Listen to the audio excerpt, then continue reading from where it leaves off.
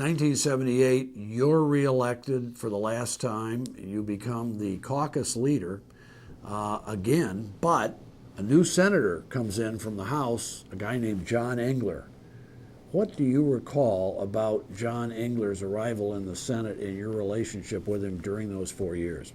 We watched the House quite a bit because I roomed with Martin Booth. Maybe you remember Martin Booth. Yes. We roomed together with Al DeGrow and Gordon Rockwell before that.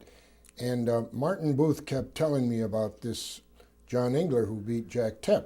Now, I knew Jack Tepp very well, and Jack Tepp never thought he was going to lose that election. He was a radio broadcaster in that area. Right. Everyone seemed to be his friend in the district. Right. And he lost. Yeah. Well, that gave us some cause to say, what's this John Engler doing? I think he also got involved in an election in Bay City when Colleen House won. Right. The special election there to take the place of Bob Traxler, who had been elected to Congress. And so then, with all those happening, we said, John Engler is to be watched a little bit. A force to be reckoned with. He's aggressive. Yeah. But then some of the House leadership said, well, he's kind of a backbencher. He's doing nothing but giving us fits, on motions and procedural issues. You got to kind of watch him a little bit. So that was the reputation that he had in the House a little bit, and that spilled over to the Senate. We realized it. In the election, after the election in '78, when I knew we were in the minority and I was going to be elected running for minority leader, we were on vacation down south for after the November election, and I got a call from Bill Snow, who was my assistant. He said, "You better come home because John Engler is rounding up votes." I said, "What for?" And he said, "Majority or minority leader." So I couldn't hardly believe it. He just came over here. Yeah. So I said, well, I better start making some phone calls. So I did. I called Harry Gast and Jack Mowat and Don Bishop, and I found that they had all been contacted, but they all said, "Don't worry, he's not gonna make it." And he's got one person working against him, and he's going to help you, and that's Harry DeMasso. Harry wanted to be leader.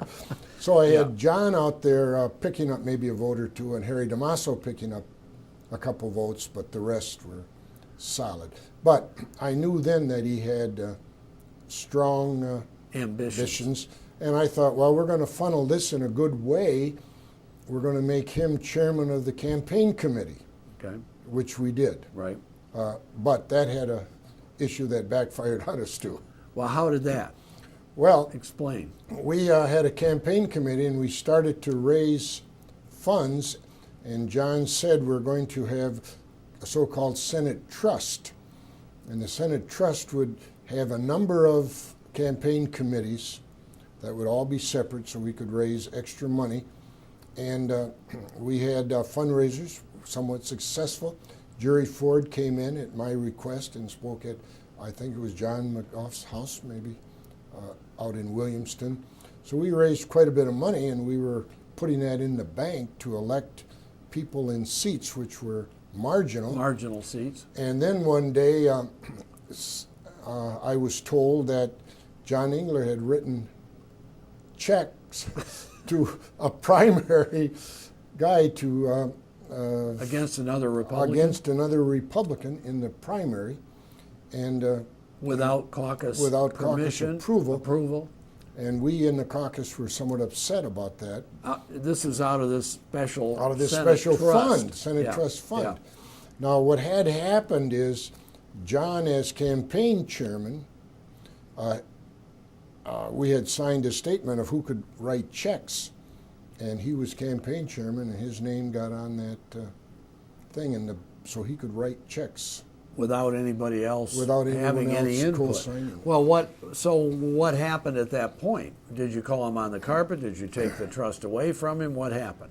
He was the member of the Appropriations Committee, and the caucus removed him from the Appropriations Committee. From the Appropriations Committee. Well, As what about punishment. the trust? Could he still write checks? No, from a we trust changed account? that also. You changed that. This was like after the election of probably 1980, the Reagan election, I because think so. It was Yeah. prior to the 82 election. which is when you retired. That's right. Yes. 1982, 20 years in the state Senate. You decide to leave. What did you do next? Well, this was an election year. Jim Brickley was a candidate for the primary for governor. 2 weeks before the end of the primary, Jim Brickley contacted me and said, I'd like to have you campaign with me for the last 2 weeks, and indicated or said he would have to consider Lieutenant Governor spot, and he wanted just to have me with him and to no promises, no commitments, but just to see how things would work. So I did that. Prior to that, I was considering a couple positions. I was considering a position with Amway, which had been offered in government affairs, and there is an organization called the National Union of Christian Schools. They had contacted me and asked, and there is a group in Grand Rapids called the Employers Association that deals with unemployment comp and workers' comp. So I had those things in the back of my mind. But then I kind of put them aside, and we campaigned for 2 weeks in Michigan with Jim Brickley. And I went down to the victory celebration at the Sheridan the night of the election. And of course, things didn't go well for Jim Brickley. Now, this was a primary between Brooks Patterson, Dick Headley, Yeah. and Jim Brickley. Headley was the main And the winner. threat and the winner, Yep. and And- in an upset. And we had a room there at the Sheridan. We're going to stay overnight, and we went. I said to Millie, "We're going to go home. No, you stay in." And we said goodbye to Jim Brickley, and we went home. And when I got home and in bed, went to sleep. Next morning, Bobby Krim called and said, "Meet me for breakfast. We're going to start a lobbying firm Really? tomorrow morning."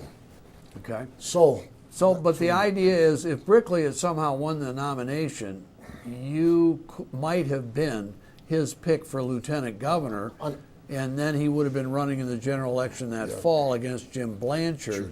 And of course, Blanchard ended up beating Headley and becoming governor. But that was out the window. When was Krim gone. saw that, he says, "Let's have breakfast." I think it was an outside chance. I don't know how Okay, serious whatever. it was. Yeah. But whatever. Yeah. Yep. Anyway, Was this we- a surprise to you? no, we had talked a little bit about it before. Yeah. So we had breakfast in Lansing here and made an agreement that we were going to start our lobbying firm. We'd start in January of the following year. This is fascinating because just 10 years earlier, your former colleague, State Senator Emil Lockwood, had partnered with Jerry Coombs to form Public Affairs Associates, and at the same time, Jim Karub started his lobbying firm. What made you think there was any more lobbying that needed to be done? We had a lot of encouragement from Jerry Coombs. I had worked closely with him over the years, and from Emil Lockwood. Emil Lockwood was a friend of mine, and he was a friend of Bobby Krim. Yeah. And we were sure that we could make a go of it. I mean, in other words, your fellow competitors, so to speak, were actually encouraging you, saying there is so much business out here, we can't handle it all. You might as well get into it. There are so many conflicts out there I see. that. Well, the whole concept of multi-client lobbying, which is really what Governmental Consultant Services, Inc. is and was, that you and Bobby Krim started, and what Emil Lockwood and Coombs and Karub did, that didn't even really exist when you first entered the Senate in 1962. No, it didn't at all. And why has this proliferated? Most lobbyists, when I came to the Senate, were employees of the company or organization that they lobbied for. Right. That's the way it started. Right. But it almost became impossible for that lobbyist to do the job, to cover the whole gamut of the legislature. And he needed help. He needed some assistance. Because lobbying was becoming much more than just talking to a person about a bill. It was becoming entertaining. It was becoming raising campaign contributions. That's a major part of it for the lobbyists. So the legislature, public relations. the legislature became more or less full-time and became involved in many more issues than before. So it was a different, it was a changing period. The legislature changed, but so did the lobby.